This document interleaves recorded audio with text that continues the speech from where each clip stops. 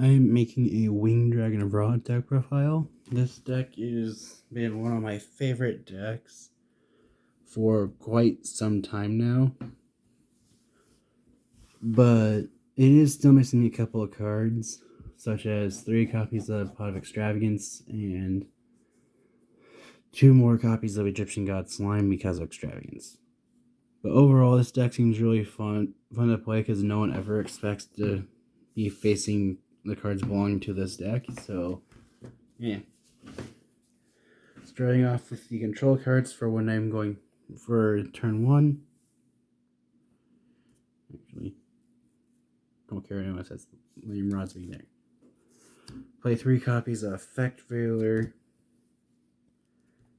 Ash Blossom, Gamma,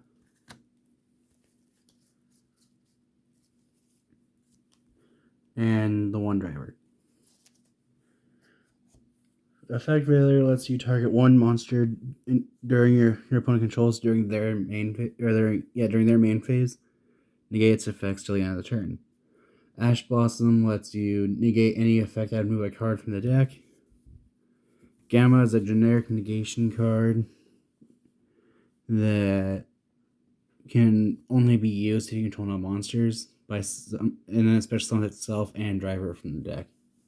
Or summon itself from the hand, then driver from the hand, deck, or graveyard.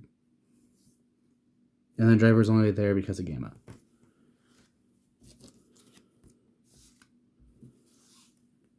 And then with the cards of the deck themselves, I play 3 copies of Phantom of Chaos as a tech card, 2 Reactor Slime.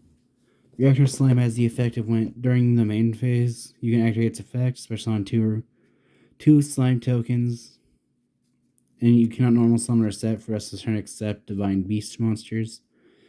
During the battle phase, create effect, you can contribute those cards that 1 metal reflect slime from your deck or graveyard, and it can be activated that turn. You will use this effect of Reactor Slime once per turn.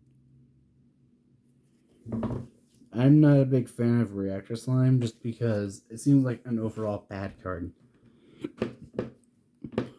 But Phantom of Chaos is a tech card in here because of how its effect is you can banish a monster from your graveyard to then copy that monster's name and effects.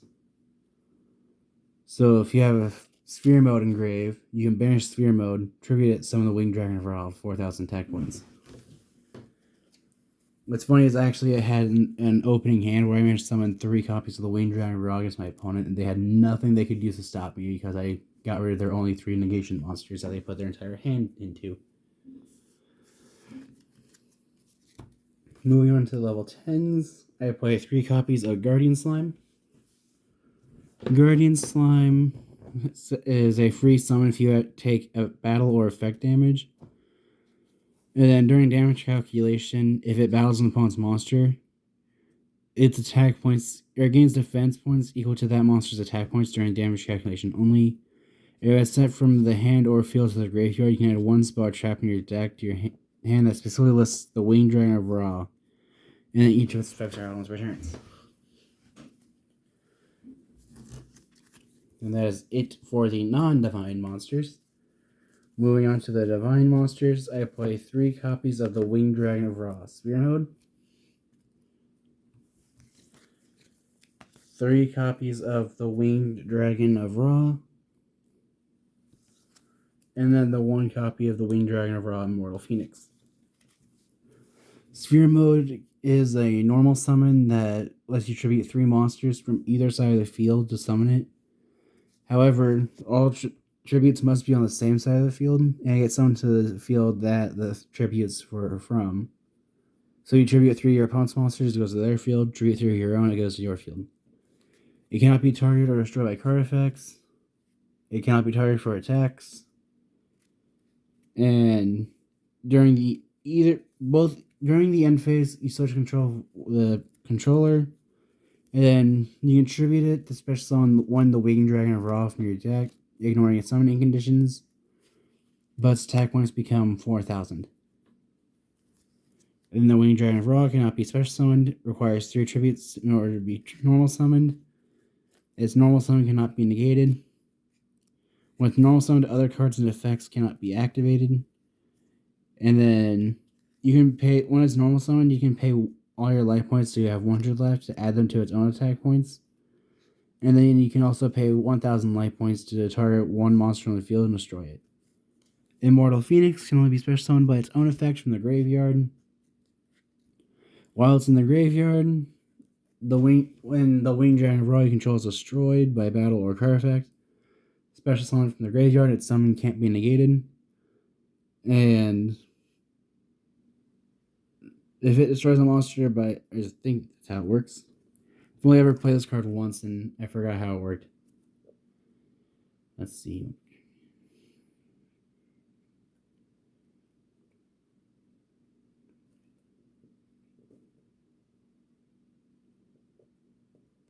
Okay. It is unaffected by other cards' effects. And then once per turn, you can pay 1,000 life points, send one monster on the field to the graveyard. But during the end phase, destroy it, and if you send it to the graveyard, and if you do, then special summon one the Winged Dragon of Ra Sphere mode from your graveyard. So the way it works is it goes from Sphere mode to Ra, Immortal Phoenix back to Sphere mode, and just keeps looping from there. Anyway, that is it for the monsters. Moving on to the main deck. Oh yeah, so this is supposed to have 3 copies of Pot of Extravagance in it, but since I don't have Extravagances, you could either take out Phantom of Chaos or a tech card for this deck just because I liked using it before the Raw support. I play 1 copy of Blaze Cannon. For some stupid reason, this card's always treated as a Blaze Accelerator card.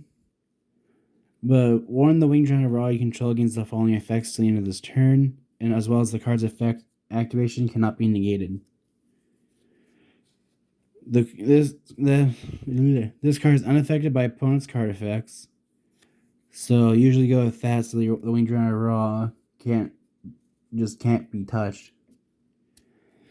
You make so that when an attack is declared involving the monster, you can attribute any number of other monsters that did not declare an attack this turn.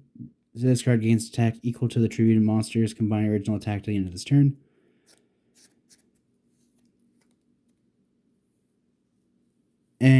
Or after damage calculation, if this card attacked, you can send all monsters your opponent controls to the graveyard. But in order to activate the card, you have to control a Winged Dragon of Ra.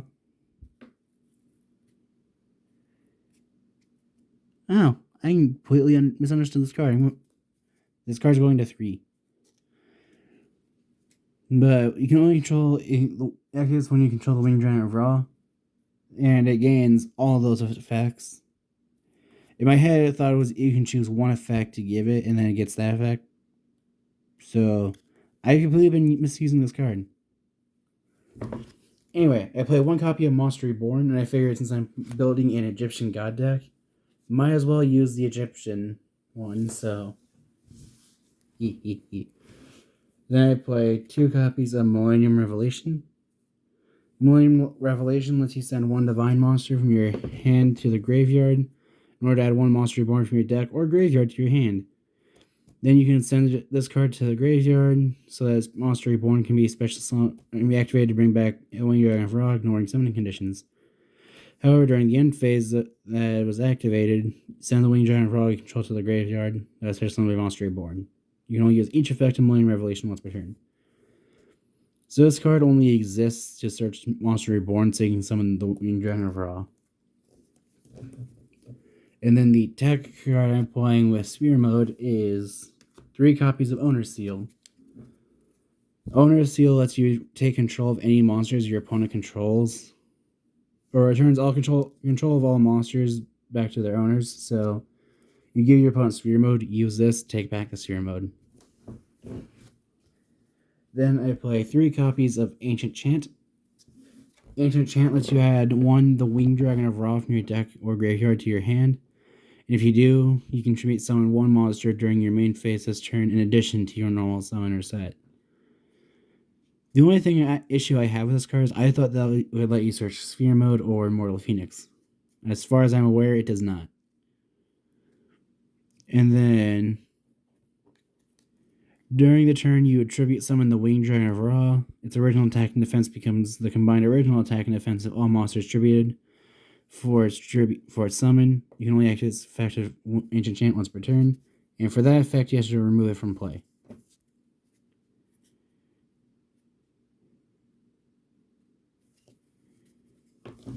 And then, to finish off the spells, I play 3 copies of Mount of the Bound Creator. Mount of the Bound Creator makes a level 10 or higher monster in the field cannot be targeted or destroyed by card effects.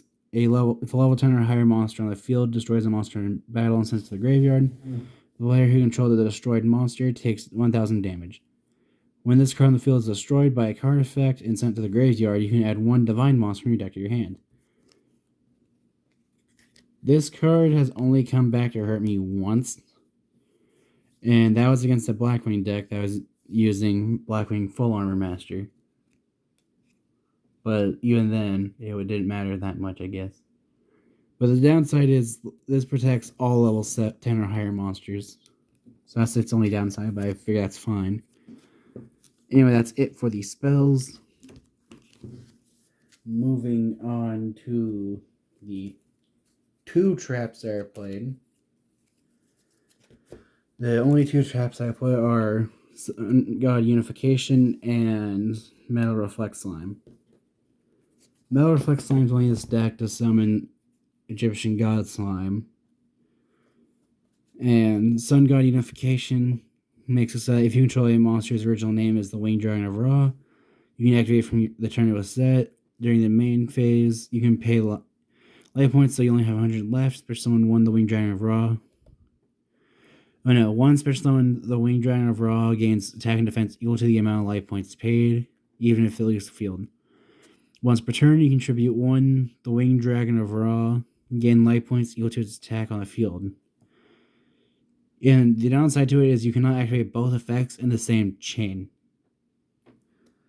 So if you activate its effect, pay life points there at 100, your opponent chains a card that would burn you. You can't then use this card's other effect to regain life points first. Just an example. But you can use both its effects in one turn, you just can't use them in the same chain.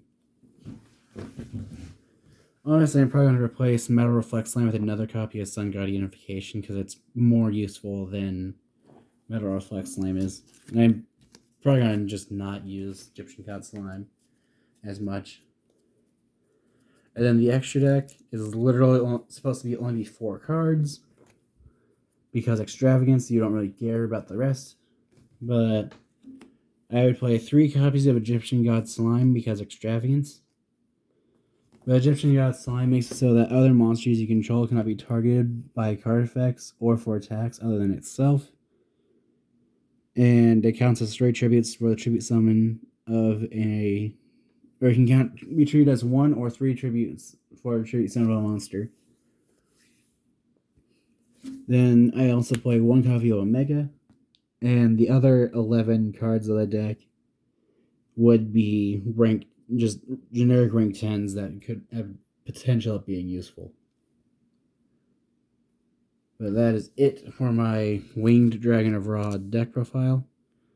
If you have any ideas of what I can do to improve the deck, or just any ideas of decks you'd like me to make and put on my YouTube channel, feel free to comment below. Thanks for watching.